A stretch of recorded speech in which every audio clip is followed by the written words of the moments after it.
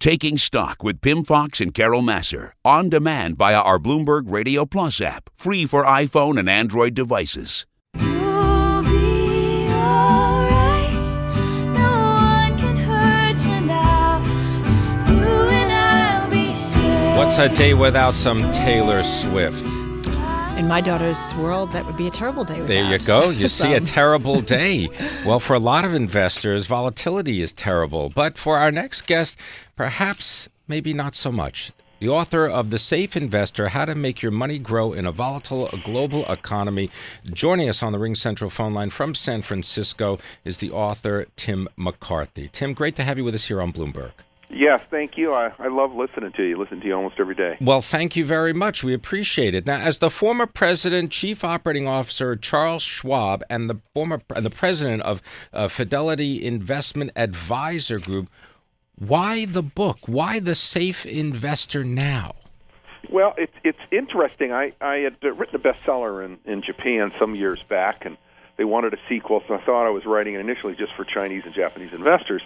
But then in doing work here in the U.S., because this has always been Mecca for me, I was surprised to see that U.S. investors are really missing out on a lot of very fundamental changes this century, notably in the fact that there's about 20 growth countries that have emerged.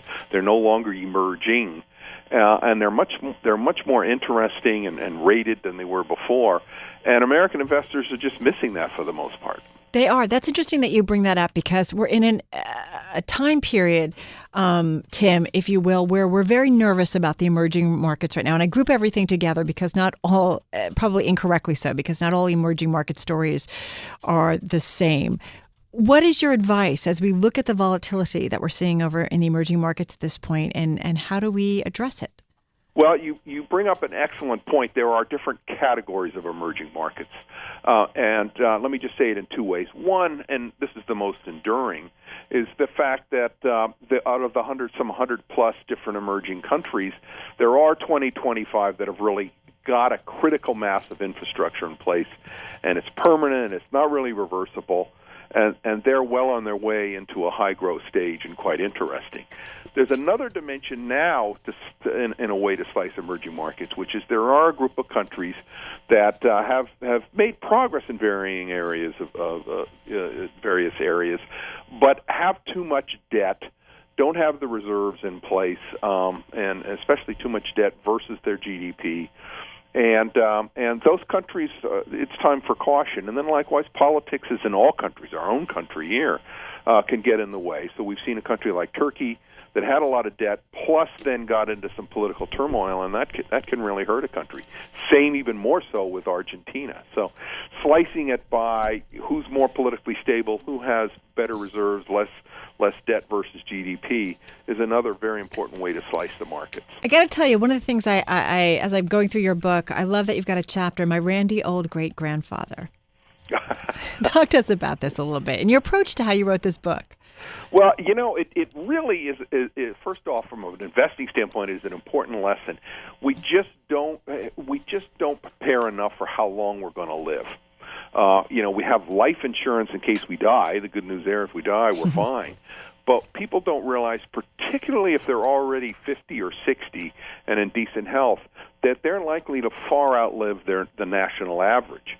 And I talk about this a fair amount in the book. So what that means is you retire, you and your spouse, at 65, you have to have your money last at least 25 to 30 more years, because one of you may well make it beyond 90, given that you're both already 65 and in decent health. That's depressing, you know that? Yeah, that's what my mother used to say to me. But the reality, that means then when you're even 70 years old, you need your money to keep growing, and you need to have some of it in equities, and you can't be like my Randy Old great-grandfather. I got to ask you about Ireland. Doesn't that sort of ring any bell that, maybe 10, 15 years ago, people were saying, you got to invest in what's going on in Ireland. This is a boom. This is the Celtic tiger, Celtic tiger.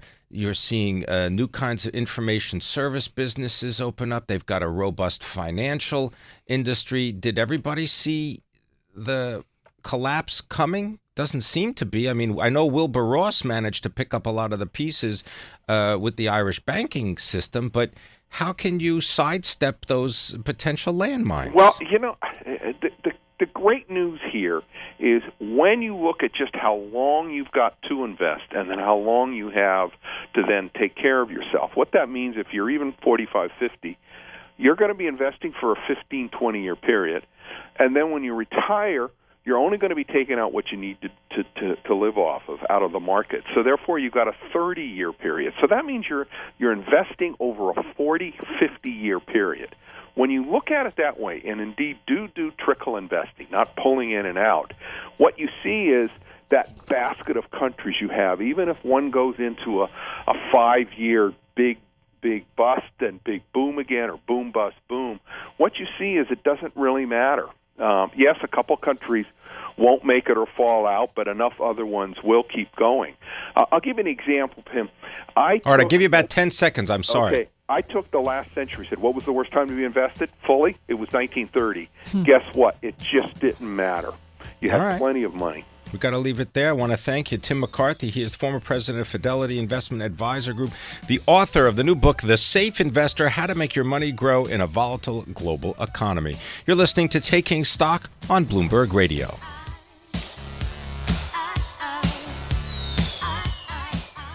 Taking Stock, weekdays at 2 p.m. Eastern. In New York on Bloomberg 1130. In Boston on 1200 AM and 94.5 FM HD2. Or on Sirius XM Satellite Radio Channel 119. Copyright 2014. Bloomberg LP.